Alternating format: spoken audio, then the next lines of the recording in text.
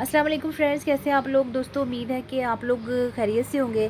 आज मैं आपके लिए लेके आई हूँ पोर्स वाइट ब्यूटी का विटामिन B3 जो है टोनर, जो स्किन के लिए बहुत ज़रूरी है। जब आप फेशियल करते हैं और जब फिर ब्लीच करते हैं तो आप उसके बाद टोनर को ज़रूर लगाया करें, क्योंकि इससे आपके पोर्स जो है क्लोज़ हो जाते हैं।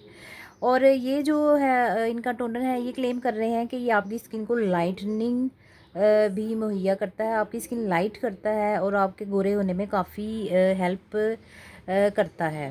तो खैर, मैंने इसको यूज़ किया है तो लाइटनिंग का तो मुझे इतना कोई ख़ास एक्सपीरियंस नज़र नहीं आया, इसमें कोई ऐसा एलिमेंट। तो ये है कि पोर्स ओपन करने के लिए अच्छा है, और आप फेशियल के बाद या ब्लीच के बाद लगाएंगे तो अच्छा ही आप पे आएगा। और अगर आप दिन के सुबह के वक्त अपना फेस वॉश करने के बाद इसको अप्लाई कर लेंगे, या रात को अपना फेस वॉश करने के बाद आप इसको अप्लाई करेंगे तो काफ़ी अच्छी स्किन हो जाएगी आपकी, और निखरी निखरी स्किन लगेगी। तो ये 150 ml की बॉटल है, ये 300 के करीब आपको मार्केट में इजीली मिल जाएगी। ये पैकेजिंग इसकी अच्छी है, ट्रैवल फ्रेंडली है, लेकिन ये टोनर जो होते हैं इनको ज़रा एहतियात से ही आप इधर उधर लेके जाया करें, क्योंकि ये अक्सर लीक हो जाते हैं।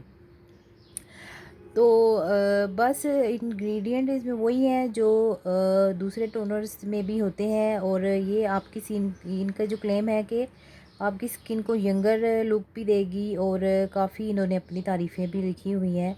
लेकिन इतना भी बहुत ज़्यादा अच्छा मुझे लगा भी है और नहीं भी लगा, पर यह है कि अपना काम अच्छा करता है। फेशियल के बाद और ब्लीच के बाद आप इसको अप्लाई कर सकते हैं, या फिर अगर फेस पे आपने मिट्टी धूल वगैरह साफ़ करनी हो तो भी आप इसका यूज़ कर सकते हैं। तो ये आप फेस पे उस टाइम पे ग्लो भी आती है।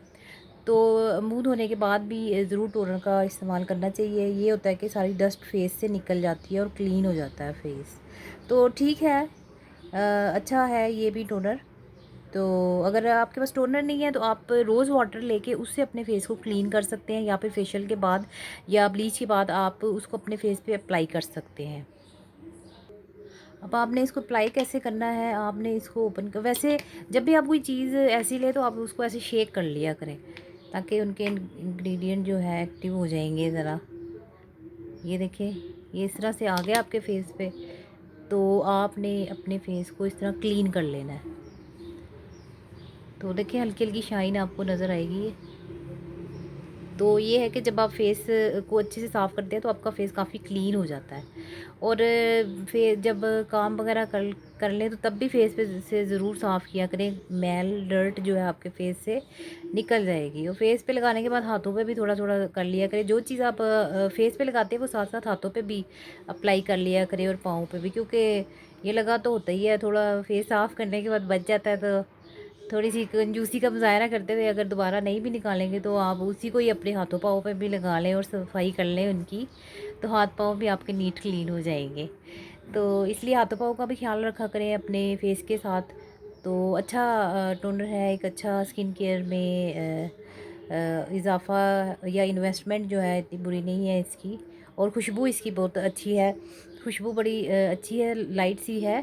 तो बस इसका यही रिव्यू था, कोई ख़ास रिव्यू नहीं है। उम्मीद करती हूँ पसंद आया होगा। अगर आ गया तो चैनल को सब्सक्राइब कर दें, और अगर वीडियो चैनल पे पुराने हैं तो वही बात के लाइक और शेयर करना मत भूलिएगा। फिर मुलाकात होगी नेक्स्ट वीडियो में किसी नई चीज़ के साथ।